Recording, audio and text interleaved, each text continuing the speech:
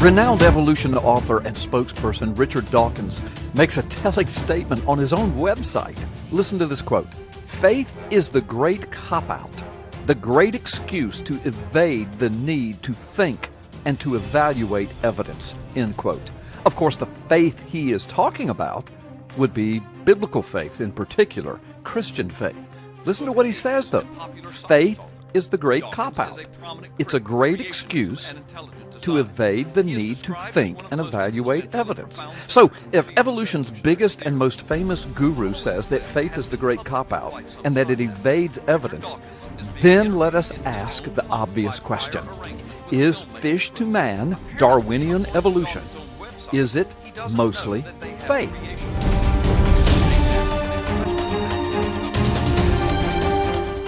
Oh, the evolutionists quickly would say, well, of course not. It's scientifically settled fact. Oh, but I would argue, and I can prove, that fish to men evolution is mostly just blind faith. That is, simply trusting what someone else tells you, declaring that it's fact, but not able to produce hard evidence for what they have told you. Now, evolutionists tell us that they have tons of evidence for fish-to-man evolution, Darwinian evolution. But be careful how you throw that word evidence around, I would say to the evolutionist.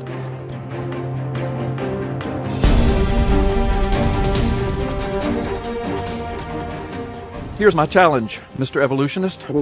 Give me one solitary piece of fish-to-man evolution evidence that does not require exercising faith statements.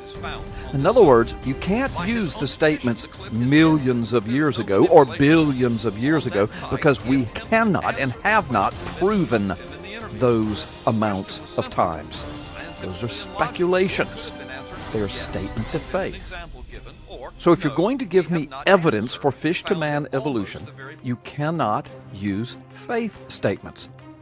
Millions of years, billions of years, or we believe, or it is speculated, or it might be, or it is possible that, or more than likely, or it would seem that, or probably. You see, evolution articles are filled with these faith statements passed off as evidence. And they're not. These are all matters of faith and speculation. So when I ask you to give me one piece of fish-to-man evolution evidence that does not require exercising faith and using faith statements, I'm talking about hard scientific method evidence, real science.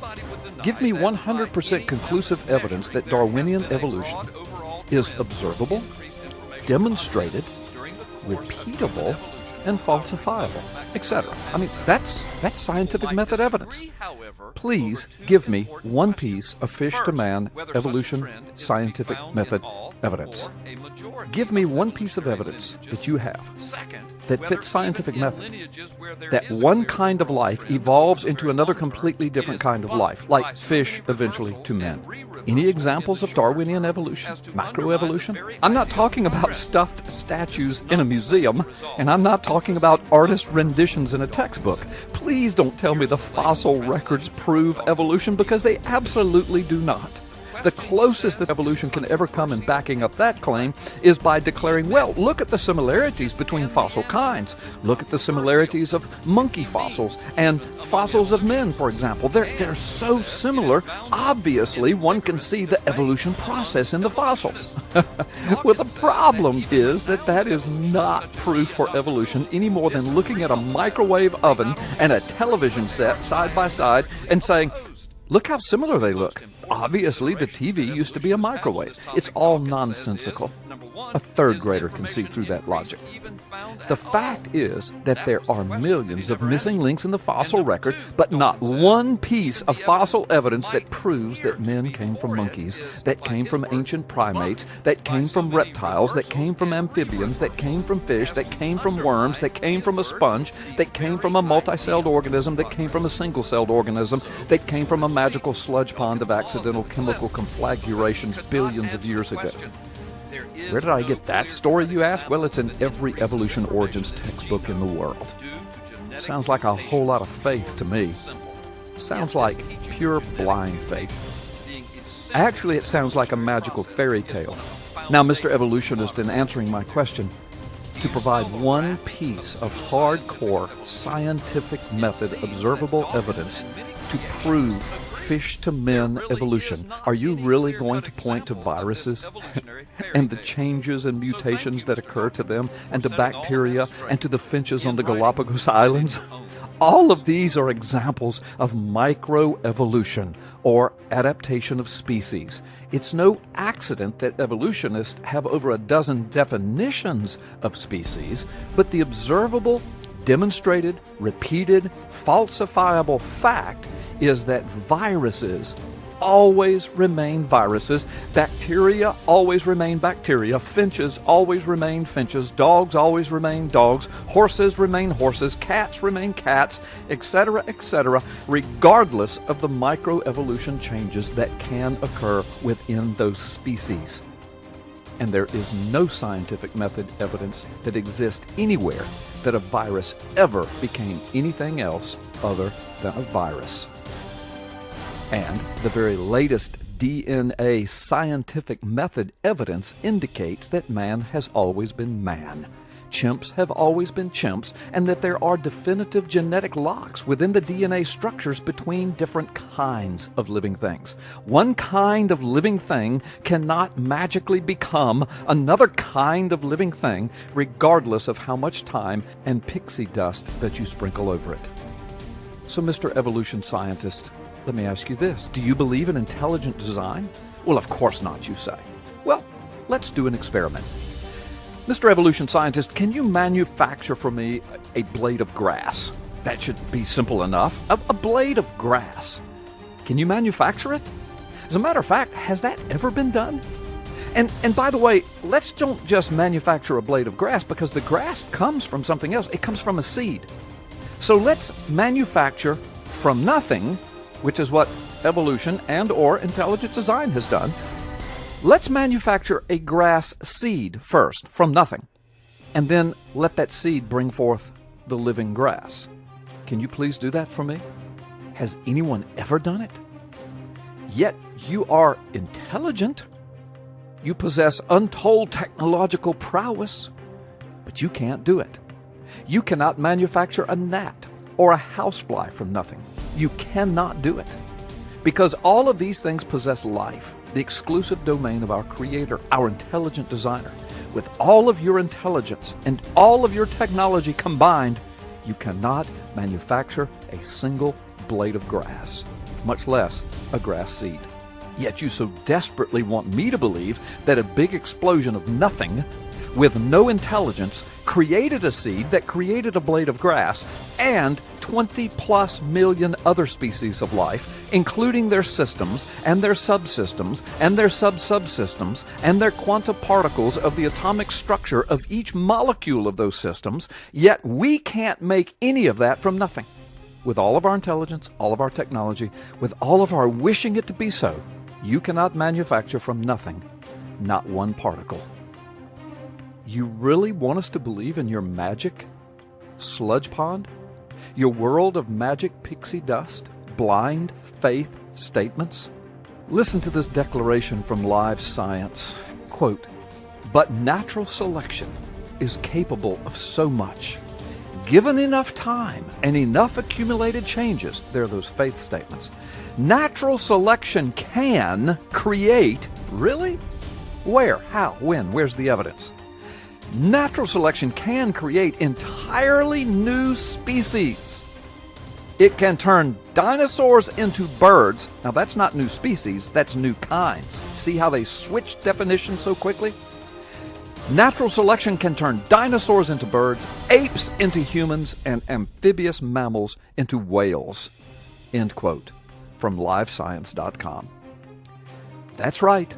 The magic of evolution, with all of its elements of blatant statements of raw, blind faith. There's very little raw science involved with Darwinian evolution, fish-to-men evolution. Evolution is blind faith. Science cannot tell us in any observable, repeatable, and falsifiable way what happened in the very, very beginning. In other words, evolution, macroevolution, fish-to-men evolution, Darwinian evolution, is not scientific method science. It is not settled science. In other words, much of it is not even science at all. It is blind faith. Now, what was it that Richard Dawkins told us about faith? Quote, "Faith is the great cop-out, the great excuse to evade the need to think and to evaluate evidence." Yes, Mr. Dawkins, you are right. Wow. Once again, condemned by your own words, and might I add, by your own faith.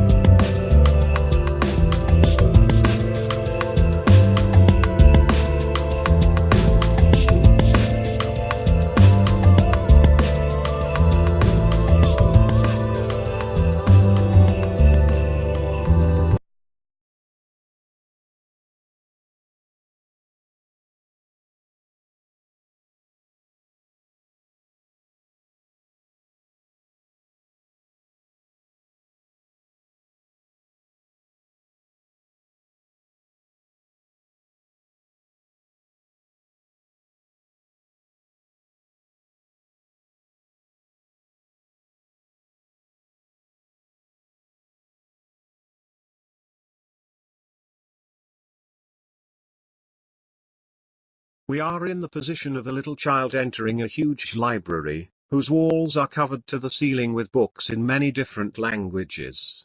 The child knows that someone must have written those books. It does not know who or how, it does not understand the languages in which they are written.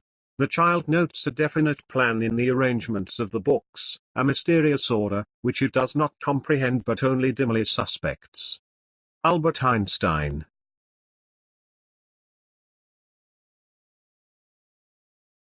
The day science begins to study non-physical phenomena, it will make more progress in 1 decade than in all the previous centuries of its existence.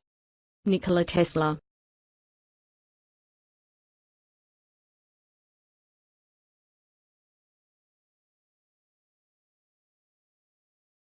The odds against a universe like ours emerging out of something like the Big Bang are enormous.